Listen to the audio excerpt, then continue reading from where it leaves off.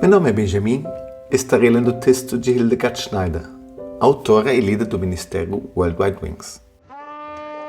O tema de hoje é a guerra invisível por trás do visível. Ao estudarmos novamente as escrituras do tão amado profeta Daniel, obtemos uma nova dimensão para compreender a guerra entre os Estados Unidos, Israel e o Irã, que nos conduz a uma visão mais abrangente até a sala de julgamento celestial.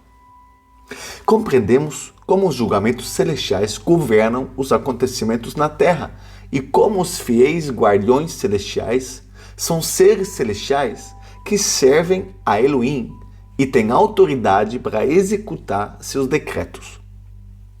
Eu olhei nas visões que tive em meu leito, e eis que um guardião e santo desceu do céu. Daniel 4, verso 10. E em Daniel 14, por decisão dos guardiões, esta mensagem se concretizou. E esta é uma sentença dos santos, para que os vivos reconheçam que o Altíssimo tem poder sobre o reino dos homens e o concede a quem quer, e coloca sobre ele o mais humilde dos homens. É importante saber que o grupo de anjos chamados de guardiões são, por um lado, anjos caídos, presos em correntes de trevas e aguardando o julgamento no grande dia. Judas 1,6. E aos anjos que não guardaram seu domínio, mas abandonaram sua própria morada, ele os guardou em trevas, em correntes eternas, para o julgamento do grande dia. E em 2 Pedro 2,4, pois se Elohim não poupou os anjos que pecaram, mas os prendeu em cavernas escuras do abismo e os entregou para serem guardados para o julgamento. Mas além desse grupo de guardiões, que originalmente serviam a Elohim, mas mais tarde caíram em pecado por meio de uniões proibidas com mulheres mortais, o que resultou no nascimento dos Nefilim, existe um grupo de guardiões que permaneceu fiel a Elohim e de quem Daniel fala, como ouvimos. Pois se houve rebelião dos guardiões na sala de julgamento celestial, a fidelidade dos guardiões celestiais também é comprovada.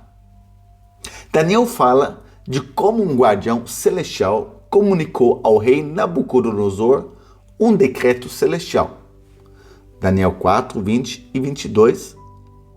E o que o rei viu descer do céu um guardião e santo, que diz, resumo, serás expulso dentre os homens e a tua morada será entre os animais do campo.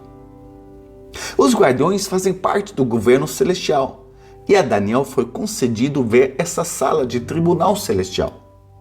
Ele recebeu uma revelação da estrutura governamental invisível que governa o universo e atua acima e por trás de todos os reinos. O profeta Miqueias também viu essa estrutura governamental celestial invisível. 1 Reis 22, 19 ao 24. Miqueias diz, por isso, ouve agora a palavra de Yah. Eu vi Yah sentado em seu trono e todo o exército celestial ao seu lado, à sua direita e à sua esquerda. E Yah disse, quem vai enganar Acabe para que ele suba e caia diante de Ramote, em Gileade? E um disse isto, o outro aquilo. Então um espírito se adiantou e se apresentou diante de Yah, dizendo, eu o enganarei. Yah disse a ele, com o quê? Ele respondeu, sairei e serei um espírito de mentira na boca de todos os seus profetas. Ele diz, tu o enganarás e conseguirás. Vai e faz isso.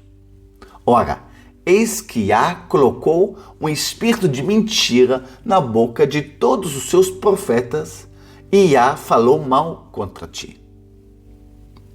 Também Daniel vê essa sala de julgamento. Daniel 7, 9 a 11. Eu olhei e vi que foram colocados tronos e alguém, ancião de dias, sentou-se. Suas vestes eram brancas como a neve, e os cabelos de sua cabeça como lã pura. Seu trono era de chamas de fogo, e suas rodas fogo ardente. Um rio de fogo fluía e saía dele. Milhares de milhares o serviam, e dezenas de milhares estavam diante dele. O tribunal se sentou e os livros foram abertos. E os 4 animais que Daniel vê não têm autoridade diante desse tribunal. Eles estão sujeitos a ele. Sua ascensão foi aprovada e sua queda está decidida. O tribunal que se sentou é a palavra hebraica din, e significa julgamento, processo judicial, sentença formal. E os guardiões fazem parte desse governo, desse tribunal. E com isso se refuta a ideia de que os governos humanos são caóticos ou aleatórios. Estes estão sob jurisdição. E esses guardiões são guerreiros e líderes que executam as sentenças. E um deles surge diretamente na história de Daniel. Daniel 3:25.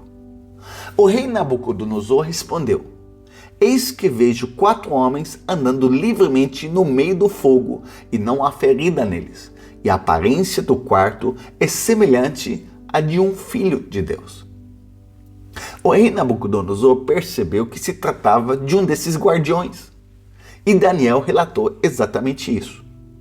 Esses guardiões fiéis intervêm na história e executam as decisões do tribunal celestial. E no capítulo 6, Daniel repete exatamente isso, versículo 22 e 23.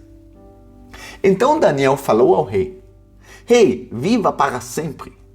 Meu Elohim enviou o seu anjo e ele fechou a boca dos leões, de modo que eles não me feriram, pois diante dele fui considerado inocente. Aqui vemos novamente que um guardião intervém ativamente na história. Os guardiões executam os julgamentos do tribunal e assim intervêm exatamente em momentos específicos. Com isso, confirmam como o céu governa a terra. Daniel então viu a seguinte visão junto ao rio. Levantei os olhos e vi. Eis que havia um homem vestido de linho, e os seus quadris estavam cingidos com ouro de Ufaz. E o seu corpo era como turquesa, e o seu rosto como o brilho de um relâmpago. E seus olhos eram como tochas de fogo, e os seus braços e pés como o brilho de bronze liso. E o som das suas palavras era como o som de uma multidão. Mas somente eu, Daniel, vi a visão. Os homens que estavam comigo não viram a visão. Contudo, um grande medo se apoderou deles. Eles fugiram e se esconderam.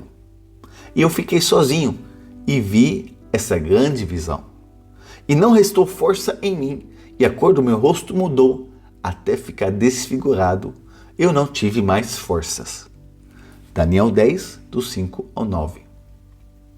O guardião respondeu a Daniel: Pois desde o primeiro dia em que dirigiste o teu coração para buscar entendimento e te humilhares diante do teu Elohim, as tuas palavras foram ouvidas. E por causa das tuas palavras eu vim. Mas o príncipe do reino da Pérsia me resistiu por 21 dias. Daniel 10, 12 ao 13. O príncipe do reino da Pérsia não é um ser humano, pois nenhum ser humano teria sido capaz de deter o guardião por 21 dias. Esse príncipe do reino da Pérsia é um guardião original do tribunal celestial que se rebelou em uma rebelião de motivação política. Ele havia se apropriado de poder territorial ao qual não tinha direito.